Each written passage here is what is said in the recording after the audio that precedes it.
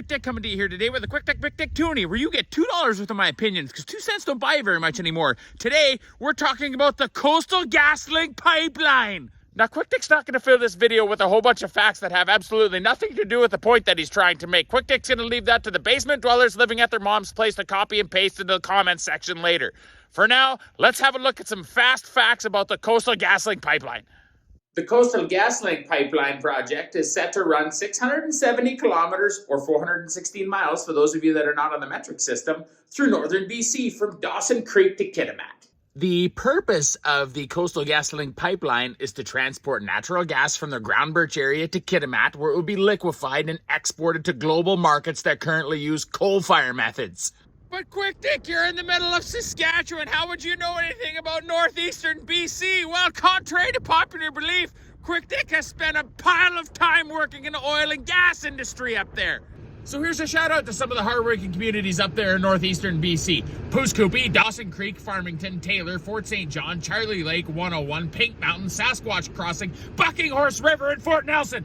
Progress, Ayers, Groundbirch, Tumbler Ridge, Moberly Lake, Chetwynd, Hudson's Hope, and Prince George. And what the hell, let's even jump across the border to Alberta, to Demet, Hythe, Beaver Lodge, Valhalla, Laglass, Claremont, Grand Prairie, and Grovedale. But Quick Dick, why would you name all of these random communities? Well, ladies and gentlemen, they're like the rest of Canada. They depend on projects like the Coastal GasLink Pipeline to drive their economies. Economy? Isn't that a neat word, Casey? Can anybody tell Quick Dick what the Canadian economy thrives on? If you said exports, you're right. And in a country as big as Canada, remember we're the second largest landmass on the globe, what do you think we depend on for exports and imports? If you guessed commercial transportation, you're right. All commercial transportation is powered by petroleum products, including air traffic, commercial trucks, and trains.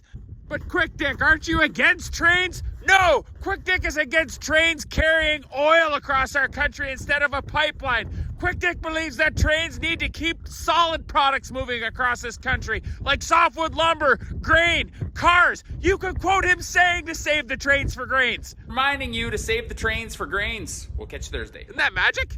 And now, once again, we have a whole bunch of people across the country lining up with their signs and blocking trains to protest something that's being built in our country to help our economy. So let's have a look at what we're protesting. The Coastal GasLink Pipeline is going to cut our lands in half. Quick Dick can't understand how a pipeline right-of-way would cut something in half, as he is standing on top of one right now, upon which this road is built. Gaze upon this natural gas pipeline and see how it has cut this province in half. Is that a farm behind me? It's farmland? We are killing Mother Earth, and she must be protected. Did Quick Dick miss something? How is exporting a cleaner alternative to coal-fired methods to Asian markets hurting Mother Earth? It's helping it and helping our economy. Actually, the last time Quick Dick checked, he did not believe that any of these vehicles you're driving to your protests run on the spirit of Mother Earth. Secondly, these pulp and paper mills do not fire their kilns with the beat of a drum. They actually use natural gas. Can anybody tell Quick Dick what treaties are printed on? For that matter, what your protest signs are printed on? I'll give you a hint. We just had a look at the facility that makes it.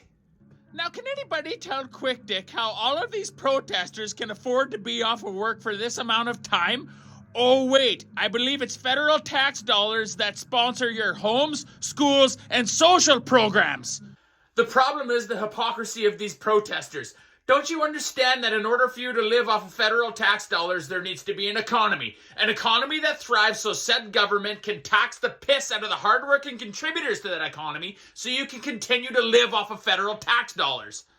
Or is there somebody else that's paying you to do this that wants to keep Canadian petroleum products away from global markets, and you really don't care as much about Mother Earth as you claim to? Does everybody realize, protesters included, that the people protesting this pipeline actually have nothing whatsoever to do with the so-called communities that are affected by it? Don't you see that by stopping every small chance our country has at making some kind of a profit, you're slowly biting off the hand that feeds you? Do you believe this, Casey? One quick way of showing protesters how much they actually depend on the industries they're trying to undermine by protesting would be to do something like this.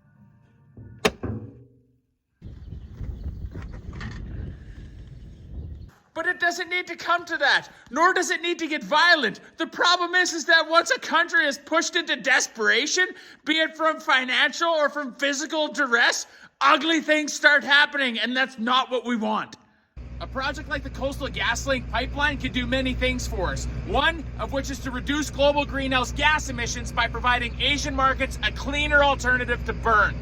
And secondly, it would create a much-needed boost for a drowning Western Canadian economy that's got its head held underwater by the foot of a Trudeau government. To protest a project like the Coastal GasLink Pipeline, I'd say you're hurting Mother Earth worse than anybody. Listen, Quick Dick is just asking everybody out there that's busy protesting to stop. You're making yourselves look like fools, and not only that, but you're making our government look like bigger fools for not doing anything about it, and our government does not need any help in the looking like fools department. But that's just how Quick Dick sees it. This is Quick Dick McDick signing off, asking you to put down the signs and get out of the cold weather, and let's create a Canada that can all work together. We'll catch you next time.